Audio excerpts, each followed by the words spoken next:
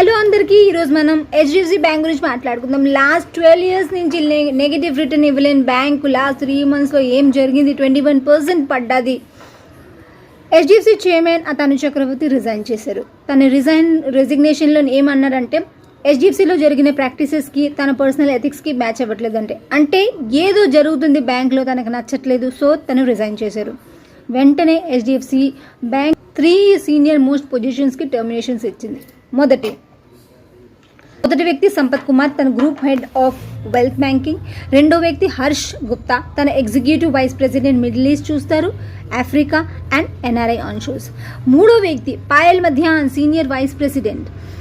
వీళ్ళు ఏం చేశారంటే దుబాయ్లోని కస్టమర్స్కి 81 బాండ్స్ సెల్ చేశారు. నా 81 బాండ్స్ ఏంటంటే usually 81 bonds financial institute issue చేస్తాయి. ఇవి ఏం చేస్తాయంటే వాళ్ళ క్యాపిటల్ బేస్ పెంచుకోవడానికి వాళ్ళు ఇష్యూ చేస్తారు. దీనికి యూజువలీ 12 to 13% రిటర్న్ ఉంటుంది. ఓకే, సో మనకి ఎప్పుడు మనకి ఫైనాన్స్లో మనకు తెలిసింది ఏంటంటే high risk is equals to high return, or high return ఎక్కడ ఉంటుందో అక్కడ హై రిస్క్ కూడా ఇన్వాల్వ్ ఉంటుంది. బట్ వీళ్ళు ఏం చేశారంటే మిస్లీడ్ చేశారు.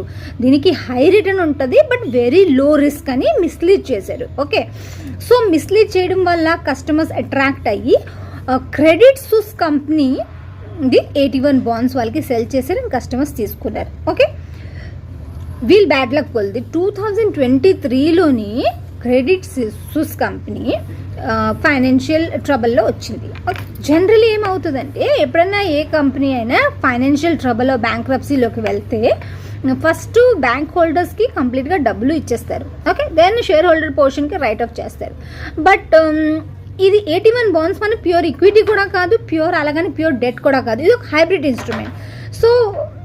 సో క్రెడిట్ సుస్ కంపెనీకి యూబీఎస్ కంపెనీ అక్వైర్ చేసుకుంది. ఓకే, యూబీఎస్ కంపెనీ పవర్ ఎంతనా? ఇప్పుడు యూబీఎస్ కంపెనీ రెగ్యులేటరీ ఆర్డర్ పరంగా ఈ 81 బాండ్స్కి రైట్ ఆఫ్ చేసింది. అంటే ఈ ఎవరైనా ఇన్వెస్ట్మెంట్ చేశారనుకో 81 బాండ్స్కి, సో వాళ్ళ వాల్యూ 0 అయిపోయింది. రైట్ ఆఫ్ చేయడం వల్ల వాళ్ళ వాల్యూ 0 అయిపోయింది.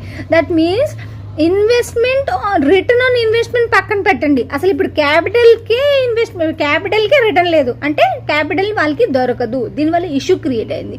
ఇష్యూ క్రియేట్ అయ్యడం వల్ల క్యాస్ పెరిగి మనకి Dubai international financial centre HDFC మీద కంప్లైంట్ రేస్ చేసింది.